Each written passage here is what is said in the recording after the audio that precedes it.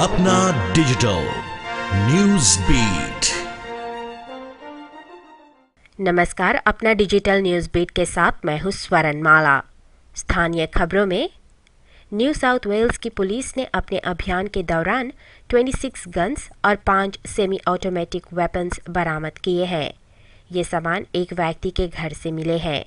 किसी ने पुलिस को कॉल करके इसकी जानकारी दी थी, जिसके बाद ये छापा मारा गया। मामले में जांच की जा रही है। सिडनी के वेस्ट में स्थित एक स्कूल टीचर को अरेस्ट किया गया है, जबकि उस पर 12 ईयर ओल्ड स्टूडेंट्स के साथ अश्लील हरकत करने का अभियोग लगा है। 31 ईयर ओल्ड टीचर ने पिछले साल जनवरी से दिसंबर के बीच कई मौकों पर यह दुष्कर्म किया था। जिस सर्जन को लाइफ सेविंग सर्जरी करने से रोका गया था ताकि उनका अस्पताल अपने बजट पर काबू पा सके, वह अब मरीजों का इलाज फिर से शुरू कर रहा है।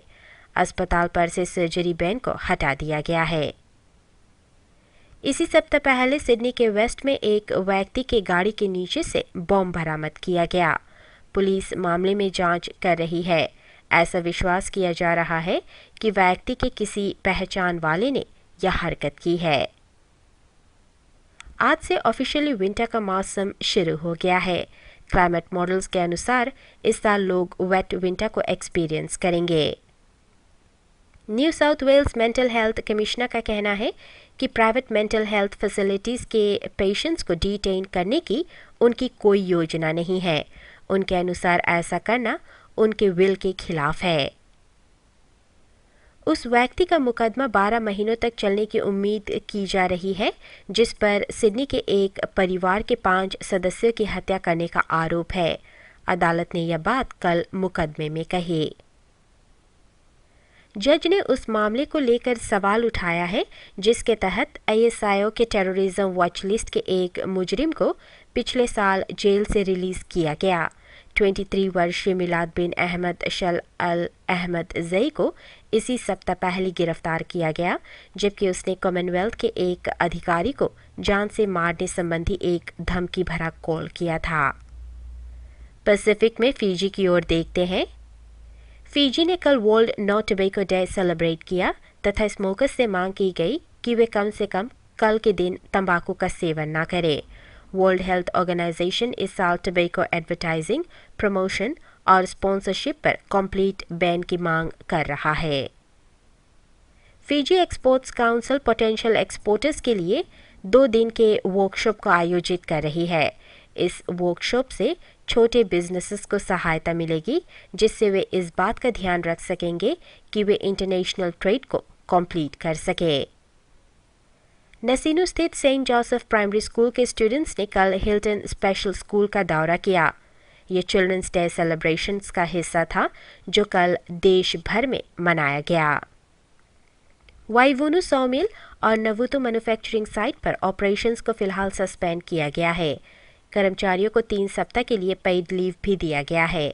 ऐसा तब जबकि फिजी हार्डवुड कॉर्पोरेशन लिमिटेड के अनुसार ये दोनों साइट्स कई सालों से घाटा रिकॉर्ड कर रही हैं। फिलहाल पुलिस भी इस मामले में अपनी तहकीकात कर रही है। इंडिया में रेलवे घूसकांड में अपनी जांच को आगे बढ़ाते हुए सीबीआई ने रेलवे बोर्ड के अध्यक्ष विनय मित्तल का बयान दर्ज किया है। सीबीआई सूत्रों ने कहा है कि मित्तल से बोर्ड के सदस्यों की पदोन्नति एवं पद स्थापना के ब्यौरे के संबंध में पूछताछ की गई है। भारतीय प्रधानमंत्री मनमोहन सिंह जापान और थाईलैंड की यात्रा से शुक्रवार को सुबह भारत पहुंचे हैं। उन्होंने एक बार फिर संप्रग अध्यक्ष सोनिया गांधी से मतभेद से इनकार कर दिया। सट्टेबाज ने सट्टेबाजों IPL में खिलाड़ियों के लिए कोड वर्ड बनाकर रखा था। कभी सीधी भाषा में वे नहीं बात करते थे। वे दांव लगाते तो उनके अपने कोड वर्ड होते हैं, जो कोई सट्टेबाज ही समझ सकता है। छत्तीसगढ़ में कांग्रेस नेताओं पर हुए नक्सली हमले को लेकर राजनीति गर्मा गई है। कांग्रेस और भाजपा दोनों ही दल एक दूसरे को इस हमले में दोषी ठहरा रहे हैं। कांग्रेस द्वारा रमन सिंह पर हमले से आहत भाजपा ने पलटवार करते हुए नक्सली हमले के लिए कांग्रेस नेता अजीत जोगी को जिम्मेदार बताया है।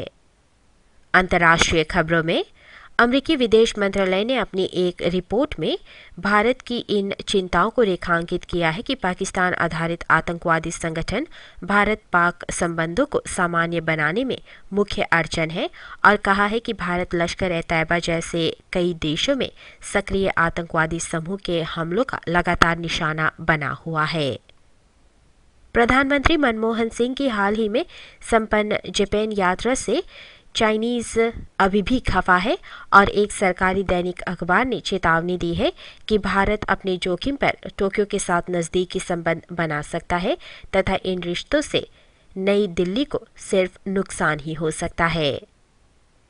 आतंकवाद पर वार्षिक अमेरिकी रिपोर्ट के अनुसार 2012 में जो आतंकवादी हमले हुए और जिनमें लोग हताहत हुए, उनमें से ज़्यादातर हमले अफगानिस्तान, पाकिस्तान और इराक में हुए हैं। संयुक्त राष्ट्र शांति मिशन की लगातार बदलती प्रकृति के मद्देनज़र भारत ने उम्मीद जताई है कि यह विश्व निकाय इस शांति मिशन के लिए तकनीकी मापदंड तैयार करते समय शांति मिशन के लिए अपने सैनिक मुहैया करवाने वाले देशों से सलाह मशवरा करेगा। अपना डिजिटल स्पोर्ट्स वर्ल्ड। खेलकूद में चर्चिल ब्रदर्स से इस साल आई लीग फुटबॉल खिताब गंवाने के बाद डेम्पो स्पोर्ट्स क्लब अब युवा खिलाड़ियों और ऑस्ट्रेलिया के 3 फुटबॉलर्स को शामिल कर टीम को नया रूप देने की योजना बना रहा है। विश्व की नंबर 1 खिलाड़ी सेरेना विलियम्स और उनकी बहन Venus Williams grand slam French open के महिला युगल मुकाबले से हट गई है।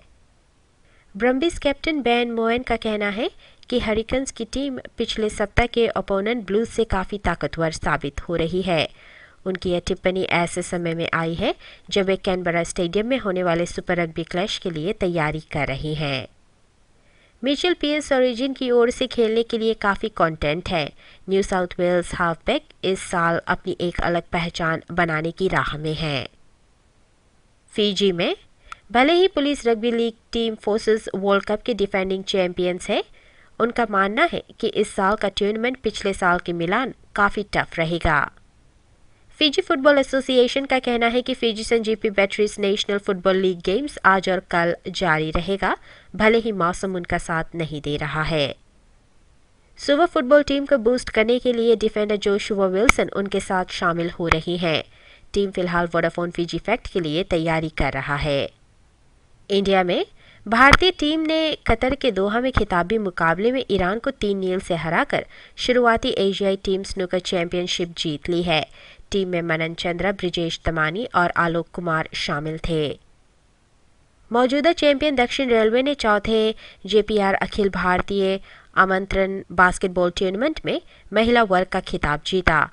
ONGC ने पुरुष वर्ग के फाइनल में जगह बनाई है। दक्षिण रेलवे की यह टूर्नामेंट में तीसरी खिताबी जीत है। उसने फाइनल में पश्चिम रेलवे को 62-49 से हराया। पिछले साल के उप विजेता ONGC ने पुरुष वर्ग में सेना को 68-55 से हराकर एक और फाइनल में प्रवेश किया है। लगातार 2 ओलंपिक में पदक जीतने वाले पहलवान सुशील कुमार और लंदन ओलंपिक के कांस्य पदक विजेता योगेश्वर दत्त सहित समूचे कुश्ती जगत ने ओलंपिक 2020 में जगह बनाने के लिए इस खेल के दौड़ में बरकरार रहने पर अपनी खुशी जाहिर की है। और अंत में IPL में स्पॉट फिक्सिंग के आरोप में गिरफ्तार राजस्थान रॉयल्स टीम के खिलाड़ी अंकित चौहान को शादी के लिए इंटरिम जमानत मिल गई है। अंकित की शादी कल है। यह था अपना डिजिटल न्यूज बीट। आपको स्वर्णमाला का नमस्कार। अपना डिजिटल न्यूज बीट।